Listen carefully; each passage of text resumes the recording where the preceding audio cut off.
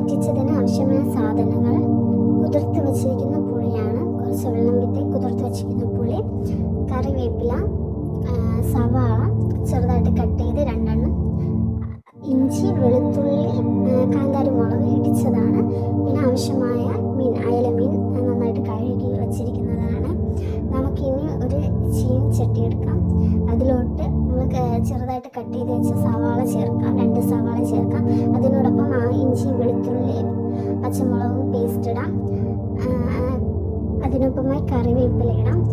ആവശ്യമായ ഉപ്പ്, അതിനുശേഷം ആവശ്യമായ കുരുമുളക് പൊടിയും കൂടി ചേർത്ത് നന്നായിട്ട് നമുക്ക് കൈ കൊണ്ട് മിക്സ് ചെയ്യാം. ആ മസാലയൊക്കെ ആ കുരുമുളക് പൊടിയും മഞ്ഞൾപ്പൊടിയും ഉപ്പുമെല്ലാം ആ ഓണിയനിലും ആ കറിവേപ്പിലയിലൊക്കെ പിടിക്കാൻ കണക്കാക്കി നന്നായിട്ട് കൈ കൊണ്ട് ഞെരടാം. അത് കഴിഞ്ഞ് ആ ചീനച്ചട്ടിയിൽ തന്നെ നമ്മൾ സെറ്റ് ചെയ്യണം, മൊത്തത്തിലൊന്ന് പരത്തി വെക്കണം. അതിനുശേഷം നമ്മൾ കഴുകി വൃത്തിയാക്കി വെച്ചിരിക്കുന്ന അയല മീൻ അതിന് പുറത്തായി വയ്ക്കാം.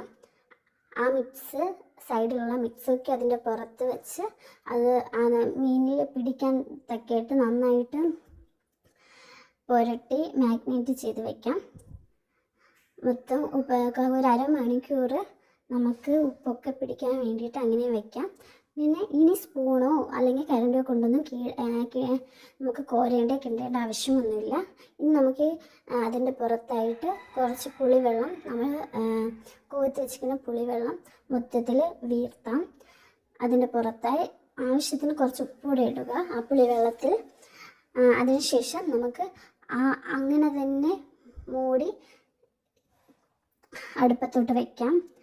അത് ചെറിയൊരു ഫ്ലെയിമിൽ ഇരിക്കട്ടെ, സിമ്മിൽ വെച്ചാൽ മതി. അടിച്ച് വെച്ച് നല്ല വേവിക്കണം.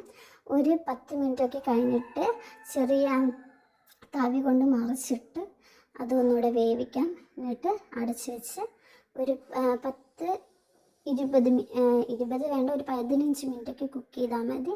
നമുക്ക് നല്ല അയല വറ്റിച്ചത് കിട്ടും. അത് ചോറിനോടൊപ്പം ചപ്പാത്തിയുടെ ഒപ്പമൊക്കെ കഴിക്കാം. നിങ്ങൾ ട്രൈ ചെയ്ത് നോക്കുക. ഈ വീഡിയോ ഇഷ്ടമായാൽ ലൈക്ക്, ഷെയർ, സബ്സ്ക്രൈബ് ചെയ്യുക. മുന്നോട്ട് നിങ്ങളുടെ സപ്പോർട്ട് പ്രതീക്ഷിക്കുന്നു. ബൈ.